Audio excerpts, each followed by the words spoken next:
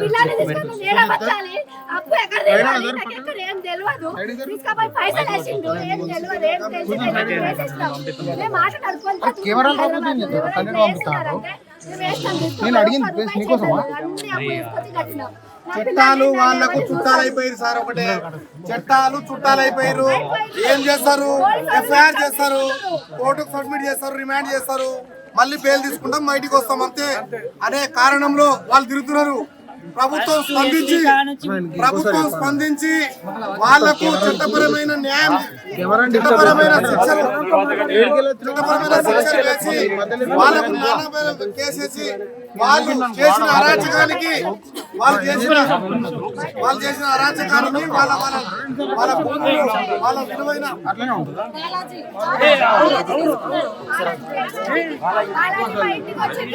మా ఇంటికి వచ్చి 50 లక్షలు కట్టలు లెక్క పెట్టి మేమే స్వయంగా చేతుల మీదుగా బాలాజీకి ఇచ్చినాం. ఏ పేపర్ రాయలే, ఎక్కడ సంతకం పెట్టిమంటే ఏం చెప్పలే. మామ నేనున్నా నీకు, మామనే అవుతాడు, నా ఆయన మామనే అవుతాడు, మామ నీకేం కాదు, నేను ఎవరు నువ్వు నా దగ్గర ఒకటి ఎక్కువ తినలేదు, నేను నీకే ఇస్తా, నేను ఎవరికి ఇవ్వనని చెప్పి అన్నాడు. నెక్స్ట్ రోజు ఫోన్ చేస్తే ఫోన్ చేయవాడు, మళ్ళీ ఫోన్ చేస్తాడు. మేము భూమి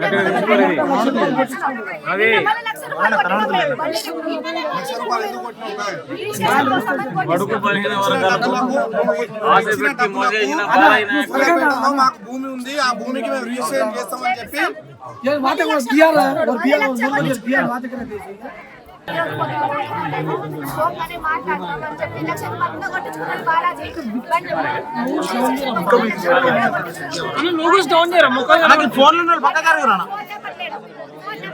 సుజిత్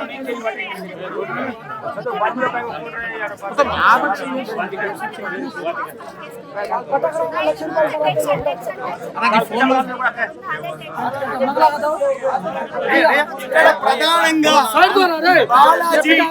బాలాజీ దగ్గర పనిచేసిన మధు దాని దగ్గరికి వెళ్ళి ఇంకోటి వచ్చినాడు భీమా నాయకు. దీంట్లోకి వెళ్ళి వర్గాలు లెక్క విడిపోయినరు. ఈ డెడ్ బాడీ లేచింది ఇదే మైక్రో ఫైనాన్స్. ఏంది 10% వడ్డీ, 15%, 20% అనుకోని అంటే అమాయక గిరిజనులను మోసం చేసి ఆ బాలాజీ నాయక్ గాడు, మధు నాయక్ గాడు ఎన్ని నెలల క్రితం నల్గొండలో అరెస్ట్ అయిన విషయం తెలియదా? మళ్ళా మంగ్లీ అంటది, నాకు తెలియదు అంటది. దయచేసి చెప్తున్నా,